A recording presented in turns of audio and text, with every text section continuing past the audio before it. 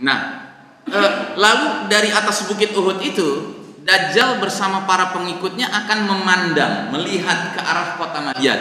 Kalian lihat istana putih itu, hada Masjidu Ahmad, itu tuh masjidnya Ahmad. Maksudnya masjid Nabi Muhammad, Masjid Nabawi. Nah, apa yang menarik dari hadis ini? Saat dahulu 15 abad yang lalu Nabi mengucapkan hadis ini, Masjid Nabawi terbuat dengan bahan yang sederhana, yaitu dari lumpur basah berwarna kecoklatan dan batu bata. Bahkan atapnya itu hanya ditutupi oleh pelepah kurma, daun-daunan kurma, begitulah. Sedangkan hari ini siapapun yang pernah ke Madinah melihat Masjid Nabawi, tentu dia akan melihat sebuah masjid yang sudah direnovasi, sudah berubah menjadi sangat besar dan nampak indah seperti sebuah istana putih, ya enggak? Berarti Nabi ingin mengatakan, hai umat Islam, jika kalian hadir di zaman di mana masjidku tampilannya sudah seperti istana putih, you got to prepare. Anda harus siap-siap. Jangan-jangan keluarnya Dajjal nggak lama lagi. Nah, ini yang kedua, ya. Yang ketiga, dalam hadis riwayat Bukhari, Nabi pernah mengatakan, Al-Masihud Dajjal tidak akan memasuki kota Madinah, yang pada saat itu nanti ketika Dajjal sudah keluar, kota Madinah memiliki 7 pintu gerbang yang di setiap gerbangnya dijaga 2 malaikat. Anda tahu, sewaktu Nabi menyampaikan hadis ini 15 abad yang lalu, kota Madinah tidak sebesar kota Madinah hari ini, Pak. Menurut satu riwayat, satu pendapat, kota Madinah itu kira-kira ukurannya zaman dulu itu seukuran Masjid Nabawi dengan pelatarannya semuanya. Itulah dulu kota Madinah segitu. Sehingga di zaman dulu orang masuk kota Madinah dengan mengendarai kuda kah, keledai kah, onta kah, jalan kaki kah, bisa masuk dari mana saja, dari sudut manapun kota Madinah. Tapi hari ini jika Anda lihat peta kota Madinah, Anda akan lihat ada 7 jalan utama, semacam jalan tol untuk masuk ke kota Madinah, yang berasal dari Jeddah 1, dari Mekah 1, dari Rabiq 1, dari bandara 1, dari Tabuk, dan dari 2 wilayah sekitarnya. Jadi kayak gini, ya, yang kuning itu adalah perbatasan kota Madinah. Ada 7 jalan masuk, 7 jalan tol untuk masuk kota Madinah. Jadi kalau Anda berkesempatan umroh atau haji masuk kota Madinah lewat salah satu jalan tol itu, yakinlah begitu masuk perbatasan kota Madinah, kiri kanannya ada 2 malaikat yang sedang menjaganya. Nah, jadi hari ini sudah ada 7 pintu gerbang itu. Berarti we got to prepare. Sebab Nabi bilang tadi, Al-Masihud Dajjal tidak akan memasuki kota Madinah, yang saat Dajjal keluar nanti sudah punya 7 pintu gerbang. Dan sekarang sudah ada 7 pintu gerbang itu.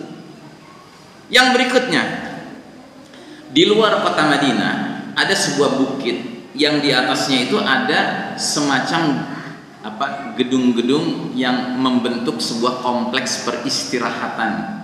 Jadi kayak villa-villa gitu, Pak, ya. Ini disebutnya apa? Ini disebutnya Kingdom Palace, istana kerajaan. Maksudnya adalah ini adalah tempat peristirahatan raja atau keluarga raja atau tamu-tamu khusus raja yang berkunjung ke Madinah. Istirahatnya di sini. Apa yang menarik dengan kompleks peristirahatan ini? Yang menarik adalah secara resmi disebutnya Kingdom Palace, tetapi secara mulut ke mulut masyarakat lebih senang menyebutnya, ya, Istana Dajjal. Kenapa? Wallahu a'lam bishawab kenapanya. Tapi ada dugaan, karena ada sebuah hadis panjang, Nabi mengatakan begini, Yaumul Khalas wa ma adraka ma Yaumul Khalas, hari pembersihan kota Madinah. Tahukah kalian hari pembersihan kota Madinah? Para sahabat bertanya, apa itu ya Rasulullah? Nabi menjelaskan, nanti kalau Dajjal sudah keluar, dia naik bukit Uhud bersama pengikutnya, dia akan lihat kota Madinah, dia bilang, itu kalian lihat istana putih itu masjidnya Ahmad. Ya, terus dia turun dari bukit Uhud bermaksud mau masuk kota Madinah, nggak bisa, dijaga malaikat soalnya. Akhirnya dia pergi ke satu perbukitan yang mana di situ ada rumahnya, ada perumahannya. Dia pukul serambinya, menyebabkan kota Madinah bergetar 3 kali.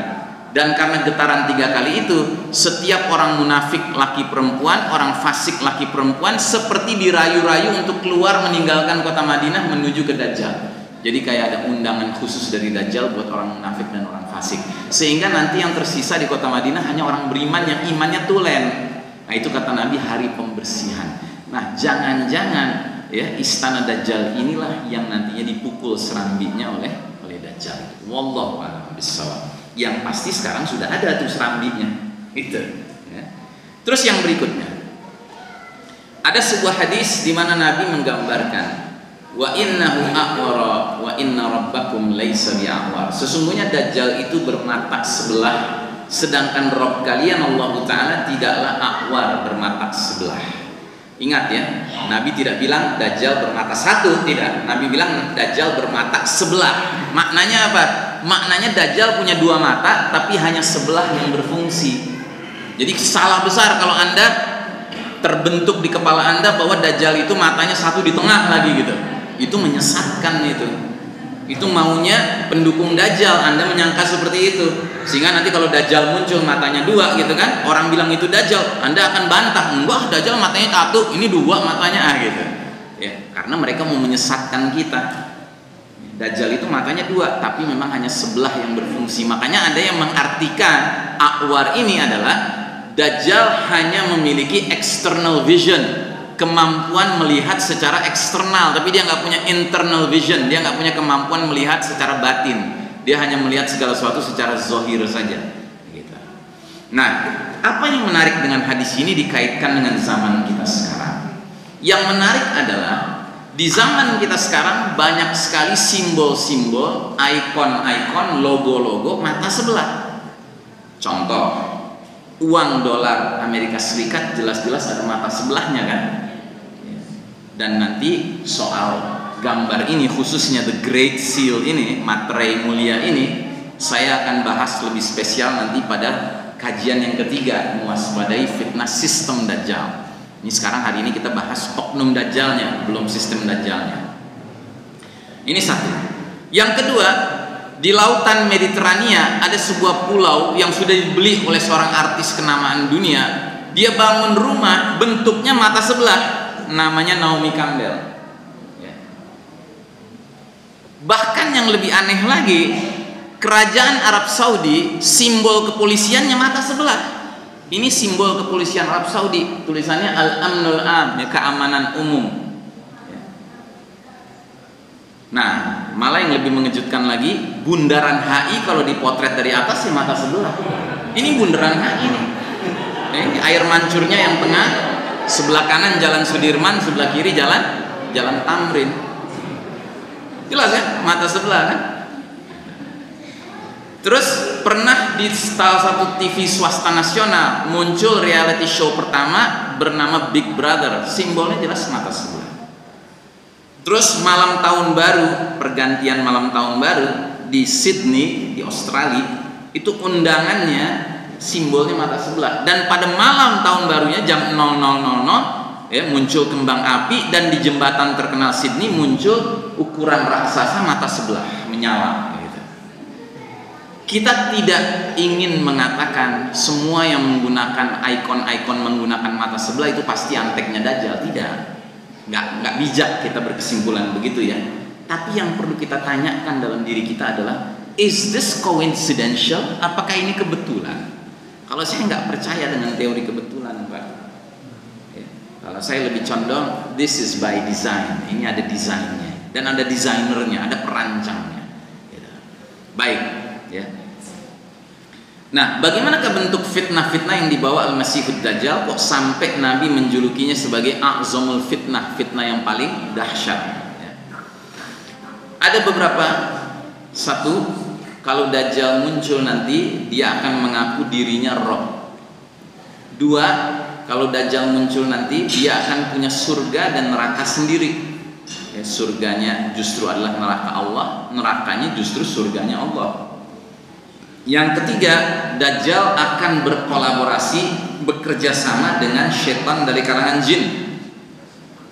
Yang keempat, Dajjal sanggup menghidupkan orang yang sudah dia bunuh, sudah mati, dia hidupkan lagi. Tentunya semua dengan izin Allah Ta'ala.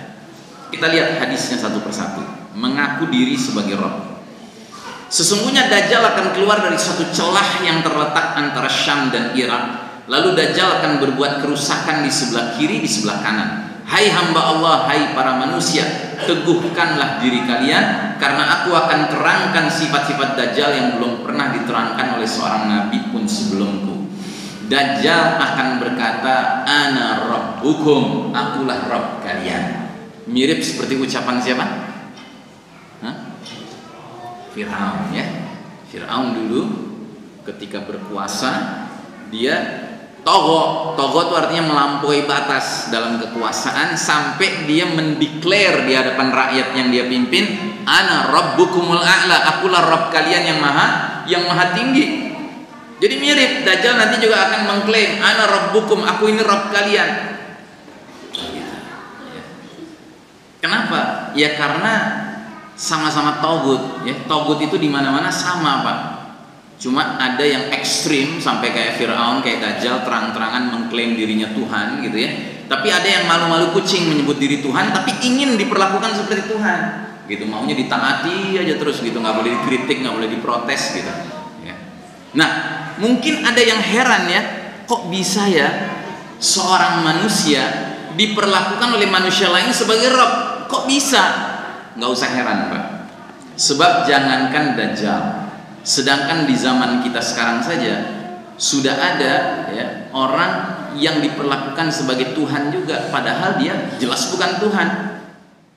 Anda lihat gambar kiri atas itu gambar sebuah poster besar, kemudian orang-orang bersujud kepada gambar itu.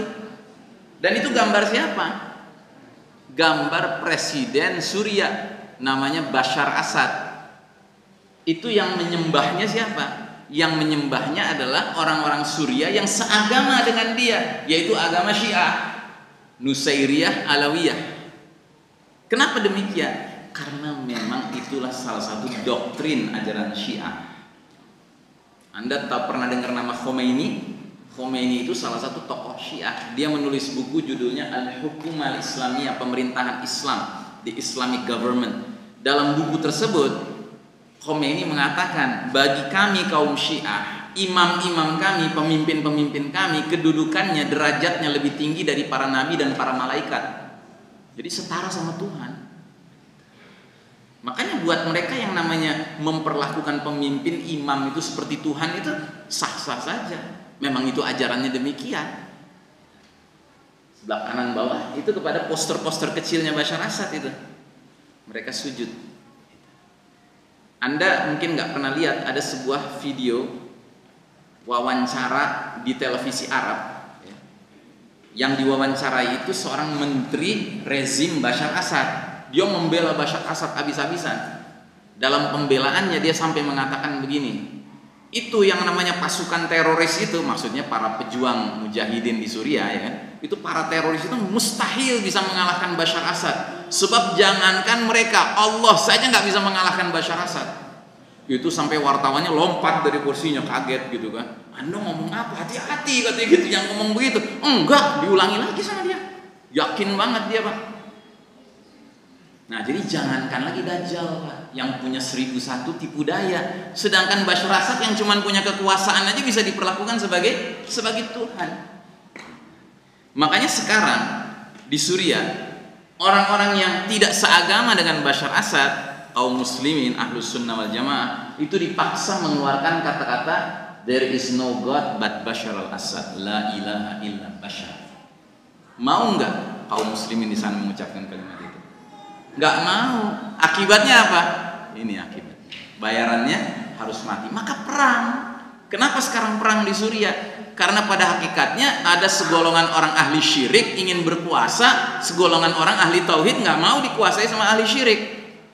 Itu yang terjadi, Pak. Jadi keliru besar kalau menganggap yang terjadi di Suriah ini sekedar wah sesama muslim perang. Bukan. Ini ada sekumpulan orang yang memperlakukan selain Allah sebagai Tuhan, dan dia promosikan kepada orang lain yang nggak seagama dengan mereka untuk meyakini hal yang sama.